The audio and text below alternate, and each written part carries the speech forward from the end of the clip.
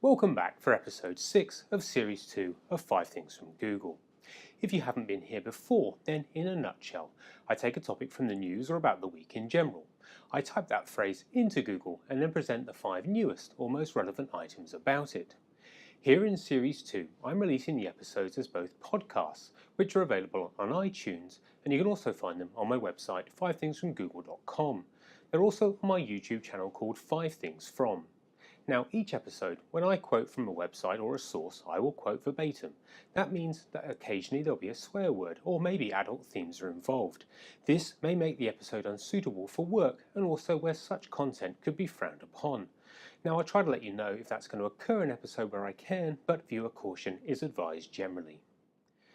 There's so much division in the world today. Take my own backyard of Australia at the moment with the whole same-sex marriage debate that's going on. We've got division in politics, issues on migration, how to control the population. We fight over food, economics, oil, and so much more. So I thought it might be interesting this week to look at the things that bind us together as humans. We're all descended from a common ancestor, whether you believe in a creationist theory or a more distant single-celled organism if you lean towards an evolutionary viewpoint. Our cultures are more similar now with the advent of airline travel and of course the internet. TV is practically instant, so peoples and religions and beliefs that never would have met centuries ago now blend together more rapidly than ever before. But there are some aspects that seem to go beyond our ability to just communicate, and they just, well, are.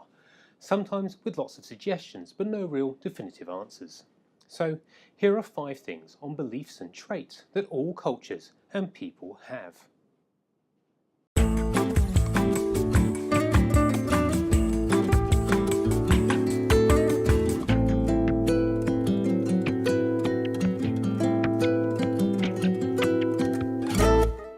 Number 1. Deja Vu.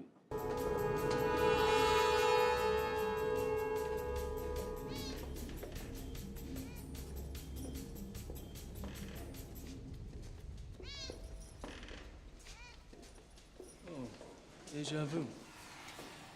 It literally means already seen. It's the phenomenon of having the feeling that the situation currently being experienced has already been experienced at some point in the past. There are 2 well-known types of deja vu that are suggested to exist. The pathological type of deja vu, usually associated with epilepsy, and the non-pathological, which is a characteristic of healthy people and psychological phenomena. A 2004 review claimed that approximately 2/3 of the population have had deja vu experiences. There are 2 main explanations that exist outside of a neurological disorder. Research has associated deja vu experience with good memory functions.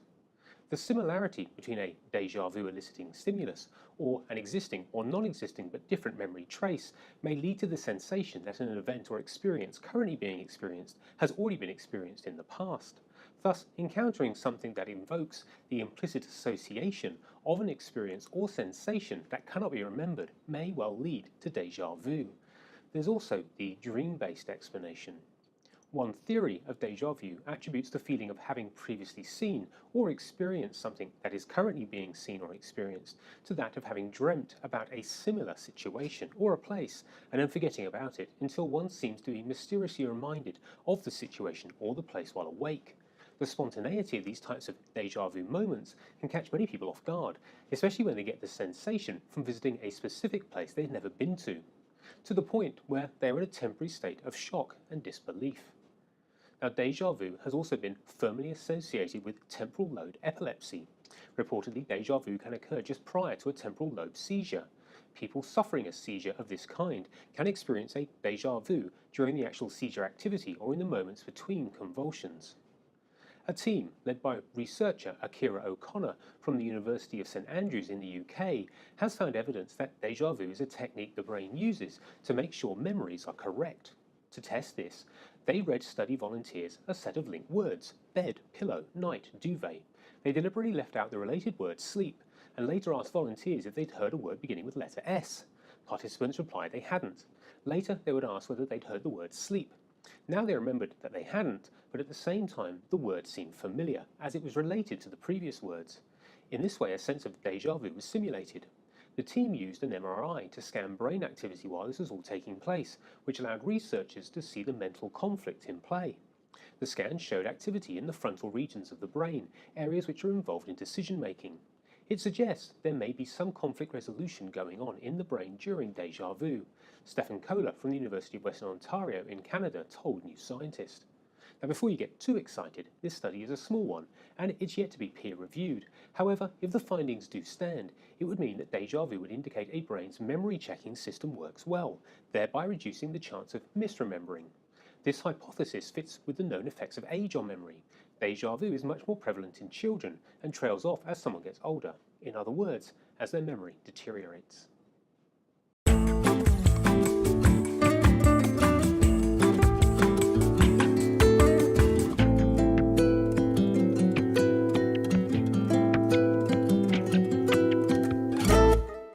Number 2, sleep paralysis. Sleep paralysis is when, during awakening or falling asleep, one is aware but unable to move. During an episode, one may hear, feel or see things that are often not there. It results in fear. Episodes generally last less than a couple of minutes. It may occur as a single episode or be recurrent. The central symptom of sleep paralysis is being aware but being unable to move during awakening. Imagined sounds, such as humming, hissing, static, zapping and buzzing noises are often reported during sleep paralysis. Other sounds, such as voices, whispers and roars, are also experienced. These symptoms are usually accompanied by intense emotions, such as fear and panic. People also have sensations of being dragged out of bed and or of flying, numbness, feelings of electric tingles or vibrations running throughout their body. Sleep paralysis may include hallucinations, such as supernatural creatures suffocating them or terrifying the individual, accompanied by a feeling of pressure on one's chest and difficulty breathing. Another example of hallucination involves a menacing shadowy figure entering one's room or lurking outside one's window while the subject is paralyzed. Sleep researchers conclude that in most cases, sleep paralysis is simply a sign your body is not moving smoothly through the various stages of sleep. Rarely is sleep paralysis linked to deep underlying psychiatric problems. The phenomenon of sleep paralysis can be recognized in reports across different cultures and throughout history. Perhaps the most famous historic examples of sleep paralysis in art is Henry Fuseli's 1781 painting The Nightmare. This painting features many of the classic symptoms of sleep paralysis. The central figure is portrayed lying on her back, with a demon sitting on her chest, and strange-looking creatures in the background. Many consider it Fuseli's greatest work, and it's believed to be one of the first artistic impressions of sleep paralysis. A 1664 case report from Dutch physician Isbrand van Dienbroek, titled Of the Nightmare, it describes the patient's symptoms as thus. In the night time, when she was composing herself to sleep, sometimes she believed the devil lay upon her and held her down, sometimes that she was choked by a great dog or thief lying upon her breast, so that she could hardly speak or breathe, and when she endeavoured to throw off the burthen, she was not able to stir her members. Now, Greek doctors were also aware of sleep paralysis, with Galen discussing the condition in the 2nd century CE. The earliest written account of sleep paralysis can be found in a Chinese book on dreaming, dating back to 400 BC. It's interesting to note that a lot of these early examples refer to sleep paralysis attacks as a nightmare. In fact, the symptoms of sleep paralysis implied in the original meaning of the word nightmare, as opposed to what we think of as a nightmare today, merely a bad dream. Despite the fact that the medical professions have long known about sleep paralysis and known it to be a natural phenomenon, throughout history, sleep paralysis has often been interpreted as a supernatural connotation, and this interpretation has sometimes had deadly consequences. Now, the mare of the word nightmare is derived from the Norse word mara. This refers to a supernatural, usually female, being that lies on people's chests at night, suffocating them. Whilst examples of this depiction of the nightmare can be found across Europe, by the early modern era, around 1500 to 1800, this explanation of sleep paralysis experience had been largely forgotten, and in many parts of Europe, including Britain and France, sleep paralysis was frequently interpreted as a witch attack. Now, there's strong evidence as well that some claims of alien abduction may actually describe episodes of sleep paralysis. In a 1993 study by Spanos and a 2002 paper by Holden and French, it's shown that 60% of intense UFO experiences are associated with sleep. In a 2008 study, French et al. Found that people who claim to have been abducted by aliens report more incidences of sleep paralysis than a control group. Descriptions of alien abduction often bear strong resemblances to accounts of sleep paralysis.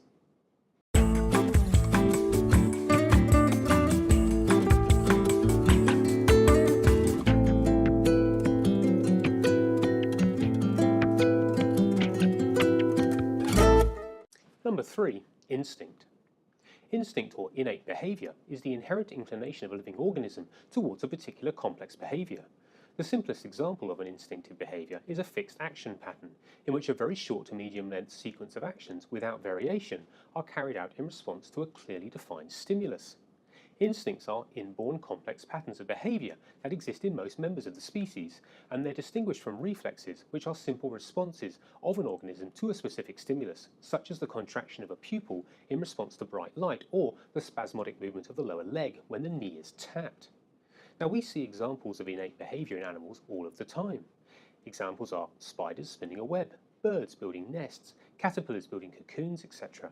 It's sometimes hard to think of ourselves in the same bucket, as we tend to think of ourselves as rational and thinking beings who do things for reason rather than for instinct. But there are some instinctive behaviors that all humans share. People have an instinctive fear of snakes. Now, we're afraid of snakes because humans evolved alongside these creatures, many of which are dangerous.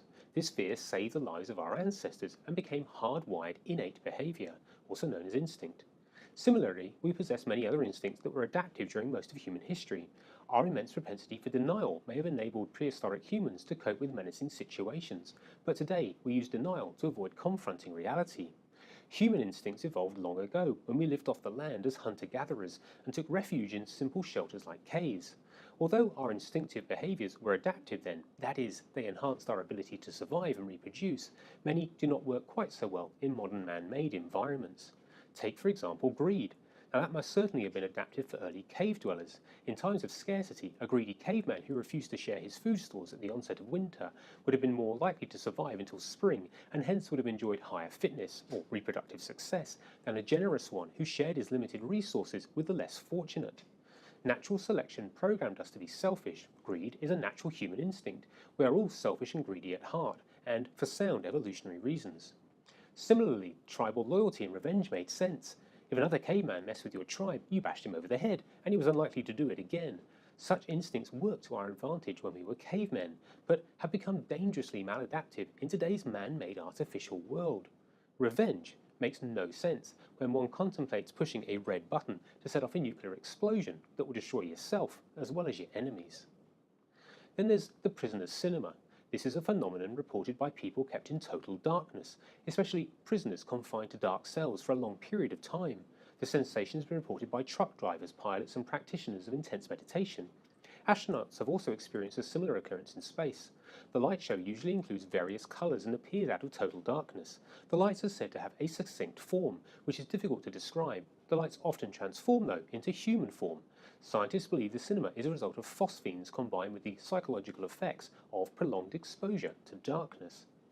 In case you're wondering, a phosphene is a phenomenon characterized by the experience of seeing light without light actually entering the eye. In 1970, a scientist named Oster hypothesized in Scientific America that the prisoner's cinema may be the cause of some ghost sightings. Others have noted a connection between the lights and Neolithic cave paintings.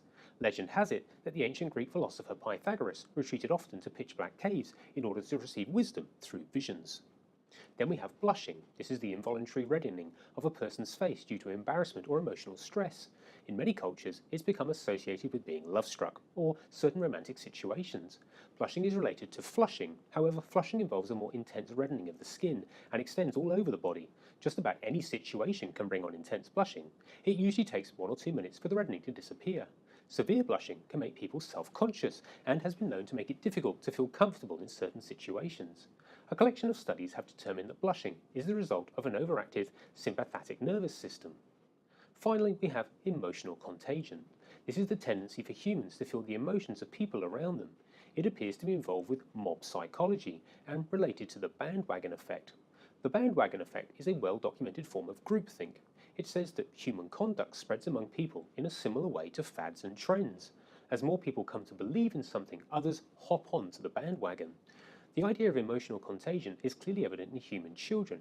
For example, if a parent is sad, the child would often notice and react without crying. Folie-à-deux is a psychiatric syndrome in which delusional beliefs are transmitted from one individual to the next. This disorder was first conceptualized in France during the 19th century. It's related to Stockholm syndrome, which is the phenomenon that occurs when a hostage expresses empathy for their attackers. One of the most horrific examples of folie-à-deux is Adolf Hitler and the Nazi Party.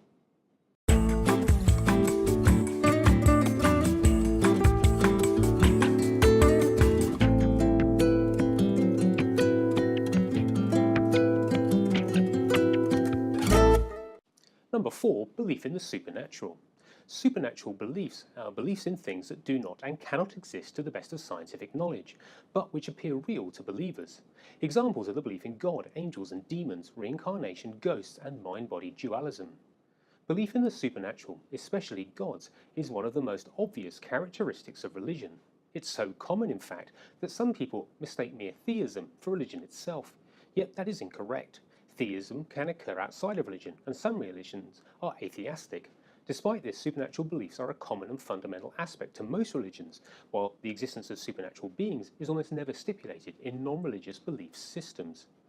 Magical thinking is just hardwired into our brains, according to Professor Bruce Hood of the University of Bristol, speaking at the British Association's annual festival in Norwich. Professor Hood challenged the assumption of Professor Richard Dawkins and other ultra-rationalists that belief in the supernatural was spread by religions in gullible minds. Rather, religions may simply capitalize on a natural bias to assume the existence of supernatural forces, he said. It is pointless to get people to abandon their belief systems because they operate at such a fundamental level that no amount of rational evidence or counter-evidence is going to be taken on board to get people to abandon these ideas. Professor Hood said religion would persist because people were not going to evolve a more rational mind. The mind is programmed to see coincidences as significant and to think that inanimate objects have minds. We see faces wherever we look, whether in the clouds or on Mars, he said. We think that cars are vindictive and computers nasty when they don't behave properly. Professor Hood has studied attachment objects, blankets, soft toys and so on, with children, and they're unwilling to part with them, even if they're promised a copy. They're frightened that the integrity of the object will be violated, he said. When he offered adults the chance to duplicate a wedding ring down to the very last atom, most of them would, like the children, prefer the original. We think there is something unique which defines artifacts which are associated with somebody we love. According to a Gallup poll, 73% of Americans believe in some form of supernatural phenomena. A National Geographic poll determined that 80 million Americans believe in UFOs, and that 1 in 10 claim they've actually seen a spaceship. A Scripps poll revealed the startling information that 74% of 18 to 24-year-olds believed it was likely that intelligent life exists on other planets. A YouGov poll conducted in September of this year found that half of Americans believe in demonic possession. Many people simply just want to believe, said Brian Cronk, a professor of psychology at Missouri Western State University. The human brain is always trying to determine why things happen, and when the reason is not clear, we tend to make up some pretty bizarre explanations. Now, there are hundreds of beings which are classified as supernatural, from the abominable snowman through dragons, jinns, Sasquatch, and even zombies. Even today in the modern cinematic universe and television, dozens of films and shows are dedicated to our fundamental belief in supernatural beings, even if rationally we think they don't.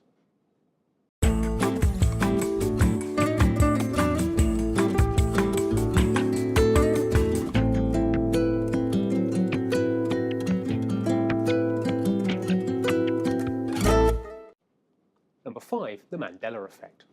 The Mandela Effect refers to a phenomenon in which a large number of people share a false memory of past events, referred to as a confabulation in psychiatry. Some have speculated the memories are caused by parallel universes spilling into our own, while others explain the phenomenon as a failure of collective memory.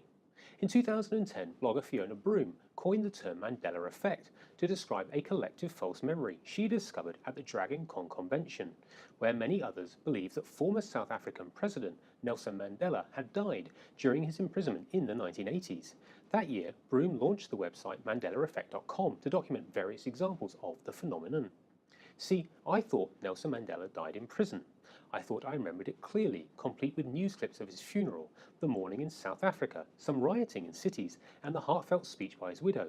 Then I found out he was still alive, she said. Another example of the Mandela Effect has recently taken the internet by storm, because literally everyone remembers reading the beloved children's books, the Berenstain Bears, spelled Berenstein, except the series isn't the Berenstain Bears, but rather the Berenstain Bears, Beranstain. And if you're shaking your head in defiance, you're not alone. Of course, false memory experts say that this misspelling isn't so crazy. The Stein ending is familiar from names like Einstein and Goldstein, so that's a possible explanation for why I remember it that way. Perhaps the most bizarre examples of the Mandela Effect are the ones where the wrong memory isn't a case of this versus that, but rather the ones that come completely out of thin air.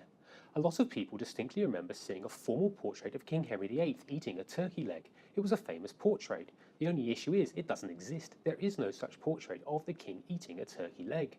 There have been portrayals of King Henry VIII eating bird legs voraciously in films and cartoons, so one possibility is that people are taking their memories of these instances and associating them with a portrait from that time period. Now, when you need a break, what kind of candy do you grab? A Kit Kat bar, of course. Or is it Kit-Kat? Despite many people remembering the beloved candy with a hyphen, Kit Kat bars actually don't have one. Then there's the 90s movie with Brad Pitt and Tom Cruise. It's pretty famous, and most people remember it being called Interview with a Vampire. If you type in on Google, Interview with, the suggested ending is a vampire. But surprisingly, the movie is actually called Interview with the Vampire. And again, this just doesn't sound right. So what is going on? While non-believers say that these instances are cases of misinformation or false memories, others have different theories. Perhaps the most popular among truthers, as believers are called, is that of alternate or parallel universes. Sliding between these different realities has created memory discrepancies and variant historical timelines. Other theories include time travel butterfly effects, or that we've been experiencing holodecks, false holograms, or simulated worlds that contain occasional glitches. While alternate universes might sound like a crazy leap, some examples of the Mandela Effect are odd to say the least. A single crackpot remembering something incorrectly is one thing, but a huge group of complete strangers inventing the same exact memory of something that supposedly never occurred, well, that's kind of unsettling. Now, as for me, I have my own Mandela Effect memory, and I just can't seem to say where it came from. After 9/11, I have a distinct memory of a man being interviewed either on the day it happened or the day after, and he was a pilot or someone from the military, and he said that when the second plane went into the towers, he thought it was very odd, because he could see that the plane had no windows. In other words, it was either a military plane or a plane like we see every day carrying freight, but whatever it certainly was not a passenger plane. Now, I have searched and searched, and I cannot find this footage, or even any reference to it, but I swear I saw it. Maybe it was just buried away as it did not fit with the storyline of the official viewpoint, and one day it will surface. But I'd love to know if anyone else remembers it, or even has seen it, because it drives me nuts to think that my memory is playing tricks with me. So that's 5 things on beliefs and traits for this episode. As always, if you have any comments, then please email them through to 5thingsfrom@gmail.com, or if you're watching this on YouTube, you can just leave a comment below. If you're listening to the podcast, then thank you for listening, and please subscribe if you haven't already on iTunes. I will see you back here again soon. Thanks for listening, and thanks for watching.